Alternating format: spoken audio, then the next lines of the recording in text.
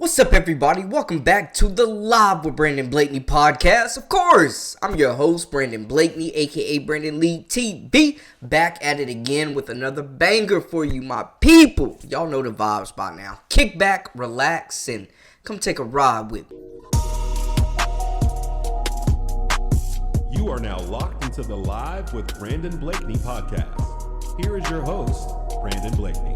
One of the most productive players on both sides of the floor as a big just entered the transfer portal, man. Talking about Wisconsin forward Serah Williams, who not only averaged 19 and 10 this season, but also is a player, one of the few that has 200 blocks. Only two people in Wisconsin history of that program have done this. She has 200 blocks. So not only is she a force down low on the low block at 6'4", but on top of that, she is a paint beast. And she's got a year of eligibility left. She's going as a grad student, played 3 years at Wisconsin, easily their best player, decided to enter the transfer portal after their situation changed. They got rid of the coach.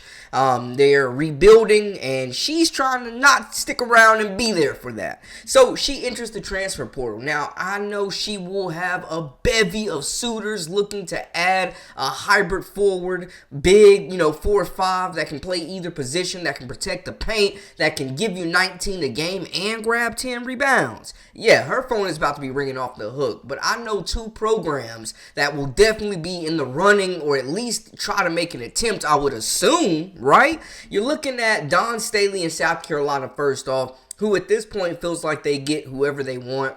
The pick of the litter, depending on whether it's transfer or freshman, it really doesn't matter.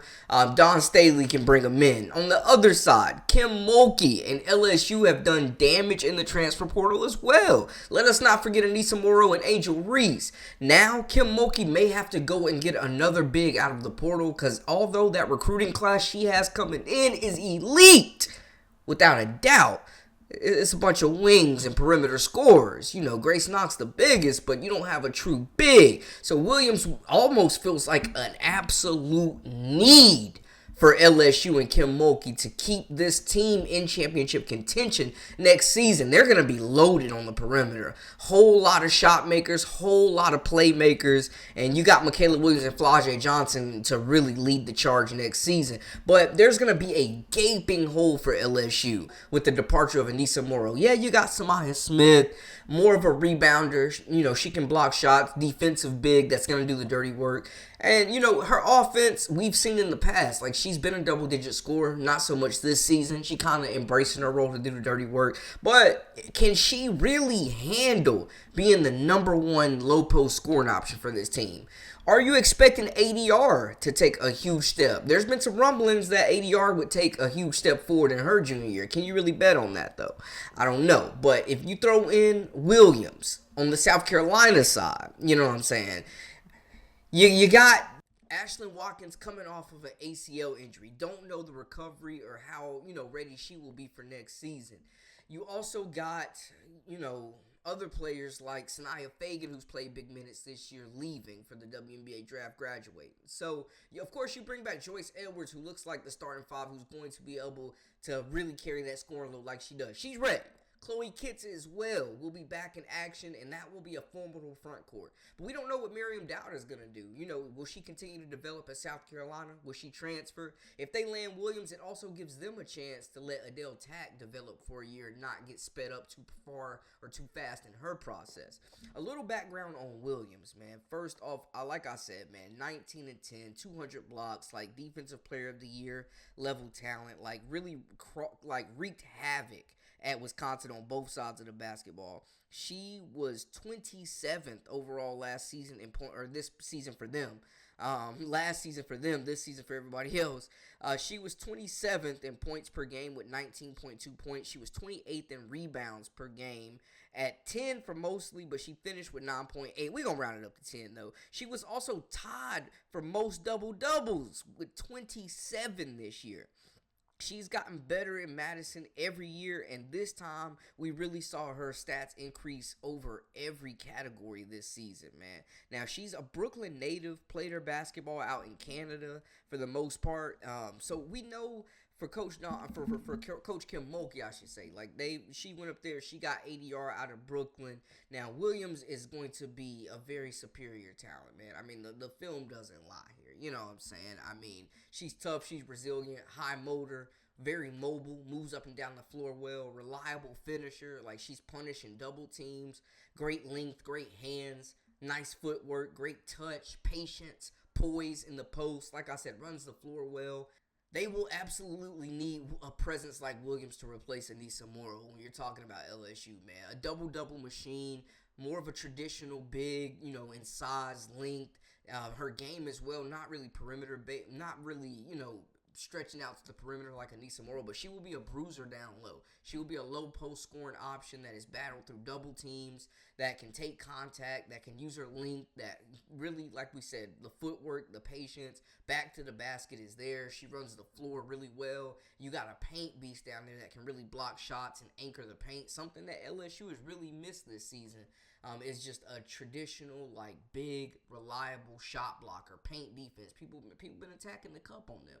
Williams could change a lot of that and fill the void that Anissa Morrow is leaving. And it wouldn't make you put all your eggs in one basket with ADR, man. Now, rumblings are she's going to take a big step junior year. I don't know. We heard that this year. She did have the injury and put on some weight. So maybe a healthy offseason and another season under Kim Mulkey in this system will unlock her potential where she was a McDonald's All-American out of Brooklyn as well.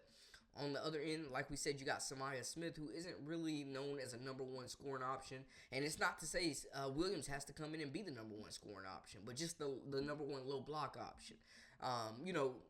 Smith really does more of the dirty work, like we said, blocking shots, running the floor, playing defense, not really like an elite level scorer like Williams would be in the post, like a reliable 19-20 a game she can give you. Even if it's 15 and 10, like that's a lot better than what Smith is giving you. You don't know what Bartlett's gonna do. Like she hasn't really it seems like there's not really any faith in her game. She's kind of been getting a free ride. So as far as an immediate need, and if you're looking to immediately start and compete for a championship, LSU is probably the way to go. I know there's going to be some other schools considered, but LSU seems like a perfect match for need, for style, for system. And I just think, right away she would fit an immediate need for them and change the trajectory of this squad from a really good perimeter scoring team and shooting team that they will be next season, and driving team and ISO team, to a team with a legitimate big that could be one of the best defensive teams as well, blocking shots, forcing turnovers, and having a big that those guards can dump off and finish when they attract the attention that Michaela Williams and Flau'jae Johnson does. On the other side, South Carolina could definitely use another big. You don't know what type of health Ashlyn Watkins is going to have to start the season, when she will exactly be back. Of course, you got Joyce Edwards and Chloe Kitts, so there's not an immediate need as much so as there is at LSU for a big. You got your two starters pretty much. You got Adele Tack, who's coming along. There's a lot of potential there, but you still got Miriam Dowda, if she's still on the roster next season as well. You're pretty stacked in the front court again, and then you get the return of Ashlyn Watkins. But on the flip side, we don't know what Dowda's going to do. Adele Tack is still growing into the player that she's going to become. So maybe, you land a Williams and it takes pressure off of Adele Tack to be that first option of defense off the bench for this team in the front court. You also give a little bit of added off pressure to Chloe Kitts, who is built for anything. Let's not mistake it. But you take pressure off of her to be, a defensive stopper down there. Like, you bring in an elite shot blocker to really replace Sanaya Fagan, to be honest with y'all. She's the best defensive big on this team. Big post presence, reliable scorer on the block shots, runs the floor well. Like, Williams would be a perfect replacement for Sanaya Fagan as far as being a low post scoring option, running the floor, blocking shots, things of that nature. Does South Carolina absolutely need her? No. Would she be a big boost and a big help and take pressure off of Joyce Edwards, take pressure off of Adele Tack, take pressure off them possibly rushing, Ashlyn Watkins even rushing herself back? Definitely. And anybody that's giving you 19 and 10, I don't care what roster you have and who you have on the team, she could definitely help elevate you. But this is the first big domino to fall in the transfer portal so far this season, man. And it's coming at an opportune time where the NCAA tournament's going on, so people are racked up, just with hours of travel and practice and stress trying to see who's in and who's out and who's going to be seated where. So these two schools will definitely be in on the hunt if they haven't contacted her already. And I know other schools will definitely be looking to bolster their rosters as well with a talent like Williams, who is probably going to be the best big on the market for sure. So I'm expecting to see a recruiting battle definitely going down. It wouldn't be the first time Coach Kim Mulkey and Don Staley got after it against each other on the recruitment trail. That is for sure. Y'all let me know how y'all feel in the comments, though. That's a wrap for me. And for all the latest and the greatest, make sure to hit that subscribe button, comment, like, share, all that good stuff. And join our memberships. We got exclusive content daily, weekly, whenever you need it. Until next time, also follow us on social media at Brandon Lee TV. Much love to everybody. Until next time, hey, we out.